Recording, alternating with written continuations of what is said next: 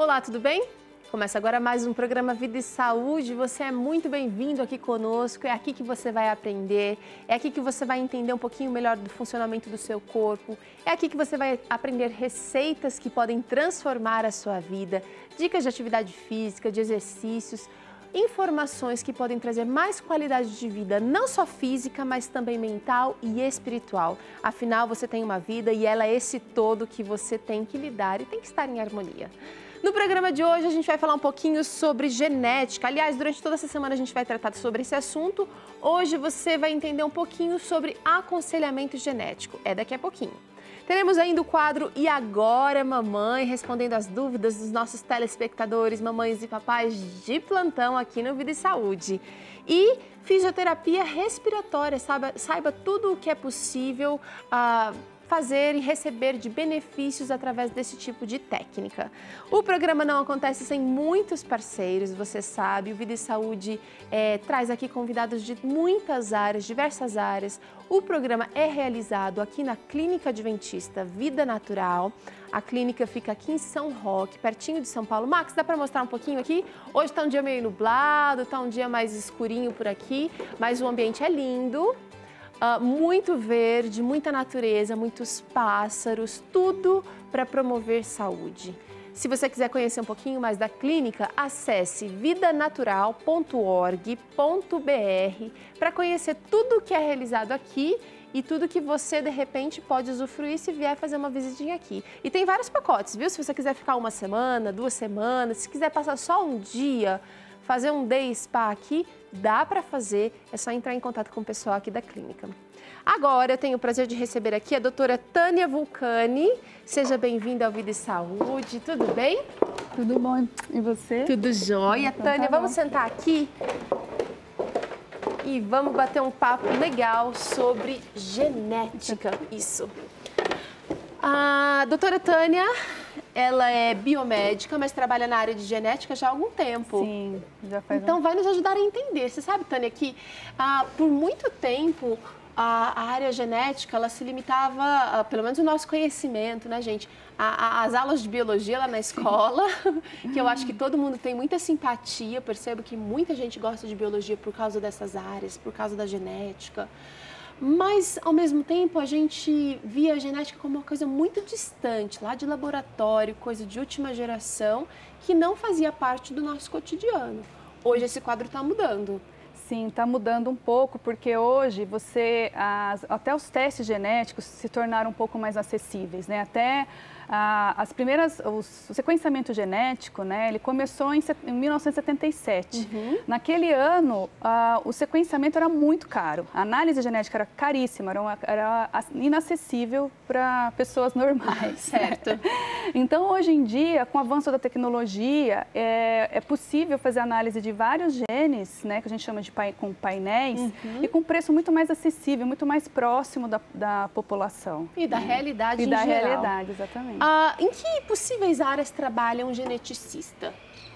O geneticista, ele está dentro da neurologia, ele pode estar dentro da endocrinologia. Então, assim, existem várias especialidades que podem ter o serviço, né, de um geneticista, o apoio, na verdade, de um geneticista, né? Porque na pediatria, né, às vezes tem lá uma criança com alguma síndrome ou com alguma malformação que não está explicada.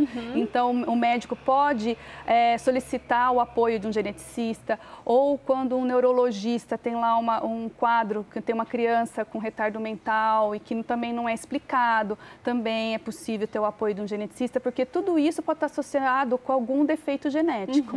Né? E também muito com a prevenção desses defeitos genéticos, o geneticista acaba trabalhando. Sim. Não prevenção, mas de repente ele vai conseguir ver antes da coisa acontecer. Ele a previsão do geneticista. Isso é assim, por exemplo, se tem na família, já tem uma doença que está passando aí de pai para filho, né?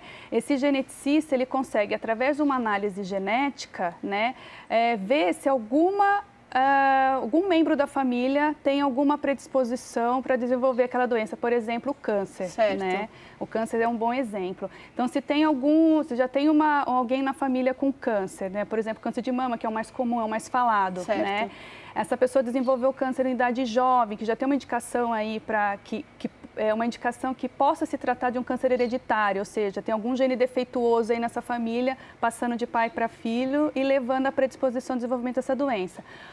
Não só o geneticista, mas o oncologista que atende essa família pode solicitar que esse paciente faça um teste genético e ver se ele tem algum gene defeituoso que leve ao desenvolvimento dessa doença.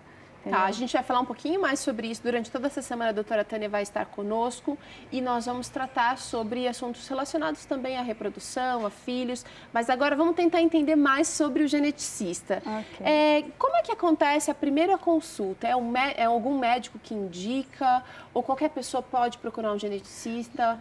Normalmente é um médico que indica, né? Então, às vezes, por exemplo, o pediatra, né, às vezes vê que a criança nasceu com alguma malformação ou tem alguma síndrome que logo no nascimento ele já percebe, ele pode solicitar que essa família procure o atendimento de um geneticista, até mesmo para entender melhor como que aconteceu essa doença e aconselhar essa família com relação à doença. Aos procedimentos futuros, a curto, médio e longo prazo. Sim, até mesmo ver o risco dessa família de ter novamente outro filho com a mesma doença. De se repetir, então. Exato. Bom, a gente já falou sobre os possíveis problemas que podem ser identificados, mas como que as pessoas podem ser beneficiadas com os testes antes do problema acontecer?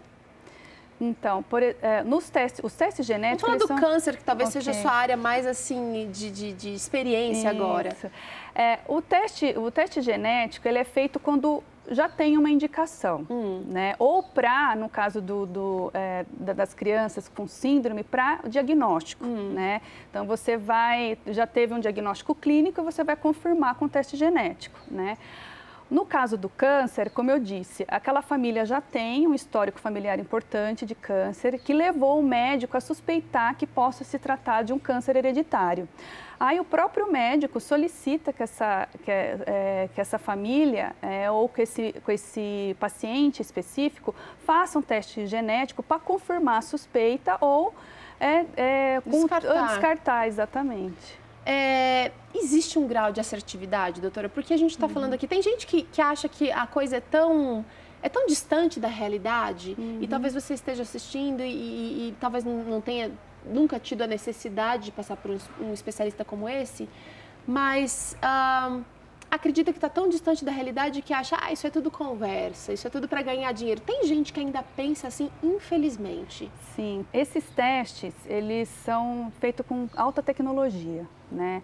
E hoje eles são muito precisos, a acurácia chega a 99%. Uau! Então, quando o paciente chega para fazer o teste, acolhido a amostra, né? Com essa amostra a gente extrai o DNA e a partir desse DNA que é feita a análise. Que tipo de amostra? Saliva, sangue? Saliva e sangue, né? O laboratório onde estou trabalhando hoje trabalha principalmente com saliva, que é muito mais fácil. O paciente não tem que ir até um local para fazer a coleta. O kit é enviado para a casa do paciente, ele faz a coleta em casa. Uau!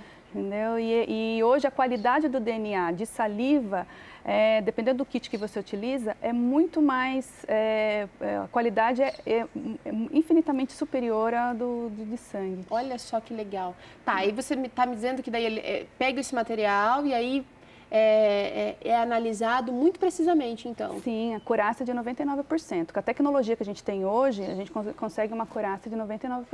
Onde é que está disponível esse tipo de profissional? No consultório? Olha, hoje no Brasil, o médico geneticista só temos 250. No Brasil, Pro Brasil inteiro. Todo, são pouquíssimos. E a maioria, a boa parte deles estão em universidades, estão seguindo a área acadêmica, né? Muita pesquisa, muita coisa acontecendo. Exatamente. Então, não é fácil você encontrar um médico geneticista. Se você procurar no seu plano médico, você vai ver que nem sempre eles têm algum para indicar, tá? Aqui em São Paulo, você ainda consegue encontrar alguns. Agora, em regiões mais remotas, zonas, né, de repente, no interior, mais no interior de São Paulo, ou região Nordeste, Norte e Nordeste, você vai encontrar pouquíssimo. Mais um pouquinho de dificuldade. Doutora Tânia, eu queria só que você me esclarecesse de novo, assim, me ajudasse a relembrar, porque tem gente que talvez esteja assistindo e pensando o seguinte: tá, eu convivo, meu filho realmente tem algum problema, não foi identificado. De que adianta fazer um diagnóstico? Não vai mudar a situação. A gente não pode pensar assim, não é?